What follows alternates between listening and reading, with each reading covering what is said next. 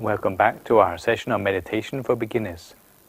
Last week we have already looked at how meditation works and how it brings many important benefits to us, including relief from stress, depression and insomnia, and can even help us to improve on the good character qualities which we already have. This week we're going to be looking at some of the special approaches which we need to have to study meditation and how we can cultivate these so that we can make the maximum progress in our meditation.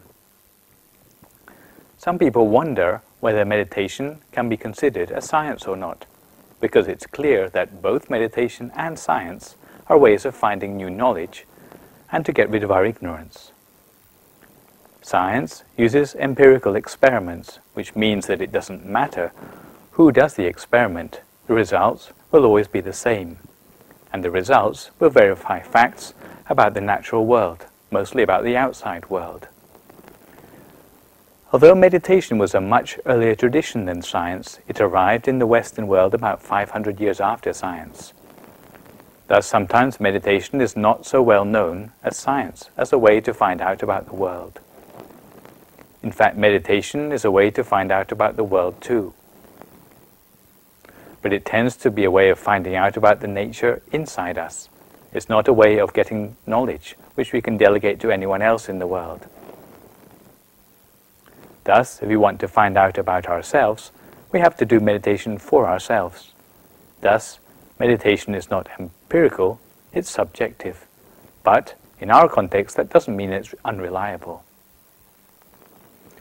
We can be scientific with our meditation by observing changes in our meditation carefully. But, if we meditate like a scientist who spends the whole time asking questions, then we may not make very much progress in our meditation at all. A better attitude to meditation is to think of ourselves like a newborn child, who is so innocent that they have no questions in their mind at all. We have to accept our own ignorance about the world. Only in this way can we start to find out new truths about ourselves which we never knew before. And yet, if anyone asked you to prove it, you could not do so. But it doesn't alter the fact that what you learn about your meditation can actually help you or be of great use to you. Thus, I warn you in advance that many of the things which I'm going to talk about on this mini-series I cannot prove to you scientifically. However, it doesn't mean that these things are not of benefit to you. All I can do is describe the general trends of what a large number of meditators have verified independently. The subjective nature of meditation also helps us to explain why we have to have a special attitude to meditation which may not be necessary if we're studying academic subjects like geography or politics, for example. When we're talking about meditation, we need to have two very special attitudes when we are learning. The first thing is that we have to be willing to let go of old, possibly negative attitudes which we may have had before. At the same time, we also need to be ready and willing to open up to new positive attitudes which we're learning as we meditate. We need to be active in the search for beneficial things which we are learning from our meditation, whether it be about the person teaching it, the knowledge itself, and even the good aspects of ourselves as a meditation student. This is what we mean by respect from the point of view of the meditation student. We have to look for good points in everything new we learn about.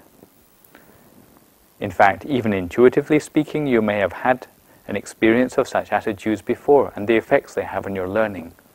If you think back to the time when you were still at school and think of the subject which you studied the best, you probably also find that the person teaching it was also your favorite teacher.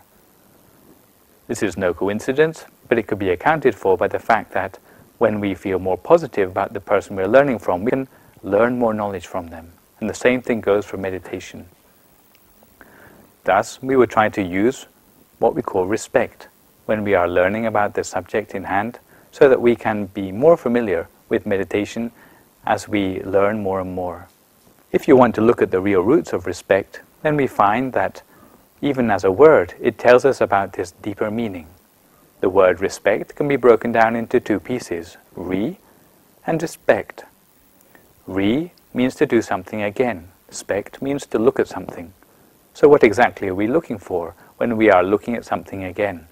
Well, from the point of view of our meditation, what we're looking for is the positive aspects in everything new that we're learning about, whether it be the teaching, the teacher, or ourselves as a meditation student.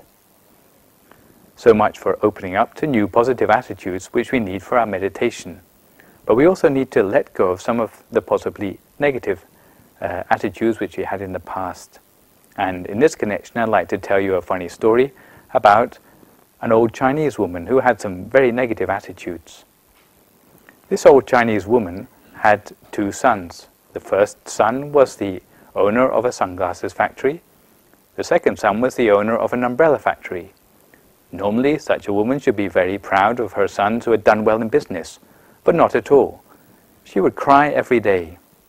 When her friends asked her why she was crying, then she'd have a different reason every day. Sometimes when it was raining, they'd ask her, "Why are you crying today, old woman?"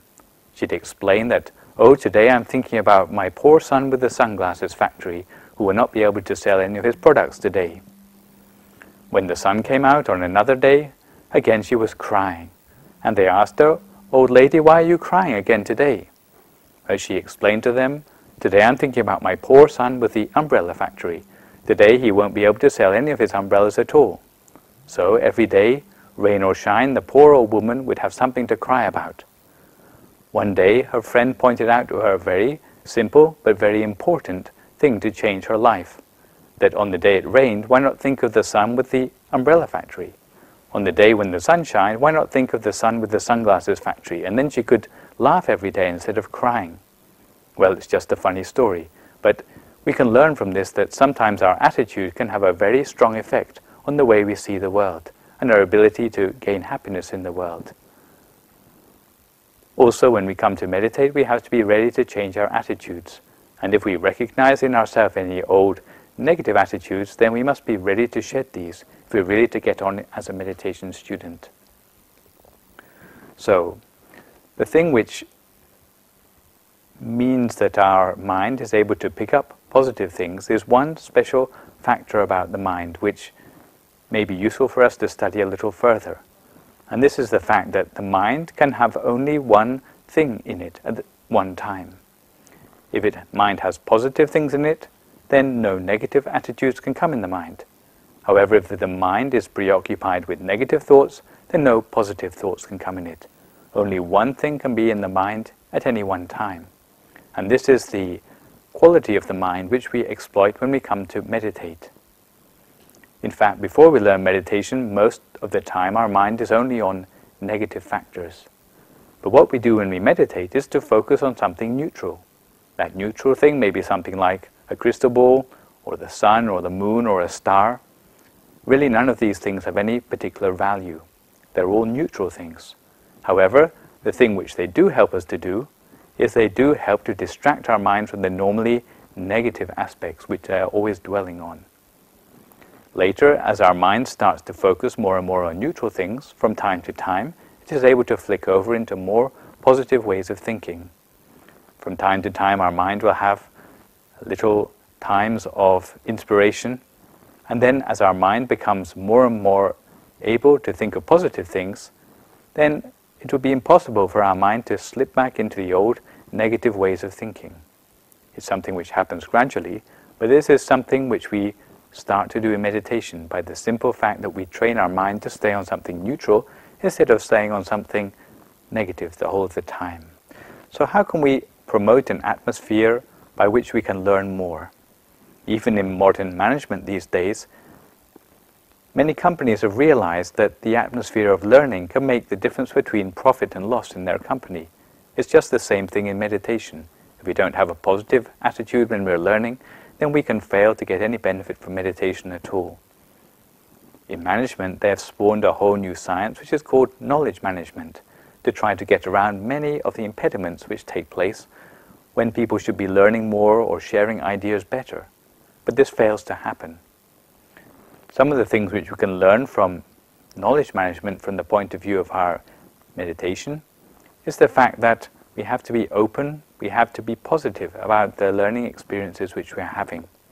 And the ways in which we can do this are things like being willing to admit our failings, for example, learning from our own and others' mistakes, Asking, for example, if we don't understand, sometimes it can save us from reinventing the wheel each time. And helping the teacher to communicate more effectively by showing our encouragement and enthusiasm for what we're learning about. Also, because many of the ideas in meditation are new to us, then we need to give ourselves sufficient time to digest the new habits which we are doing. For example, if we're meditating, then we should try to meditate once a day to build up the new habits in our daily schedule. As we create such an atmosphere, then not only ourselves, but also our fellow meditators, if we're in a group, will be able to meditate much better as well. So these are just some ways, some hints, by which we can help the flow of information from teacher to student, from student to teacher, to help us all to learn meditation a little bit better. In the old culture of meditation, which mostly came from the Asian countries of the East, they used to have a special way to show their willingness to open up to new ideas. And the symbol of this was a special gesture of putting one's hands together in what we call a gesture of prayer. What we see in this gesture, where we put our hands together in a rounded shape, rather like a lotus bud, is that we are showing our willingness to learn something new. Because this lotus bud is a lotus bud which is very soon going to be ready to blossom. Another thing we notice about this gesture is that it also is like our heart. And as we are offering up our heart by making this gesture, it will show that we are willing to incorporate new qualities and new ideas into our hearts. And this is something which is symbolic, but is something which we can also use to remind ourselves of the fact that we do need to be open when we are learning meditation, so that those new and positive ideas can really come into our hearts. So for today, we've had a little bit of a look at some of the special approaches which we need to have for the study of meditation. How to cultivate these in order that we can make the maximum progress in our meditation in the short time which we have available. Next week, we're going to be looking a little bit more at how to integrate meditation into our daily life. But in the meantime, I'd like to encourage you all to maintain your well-being by meditating each day, at least once a day. Try to fix the habit of meditation in your daily routine. Everyone on this program is going to encourage you to meditate once a day, at least at home. And please try to find time to meditate each day.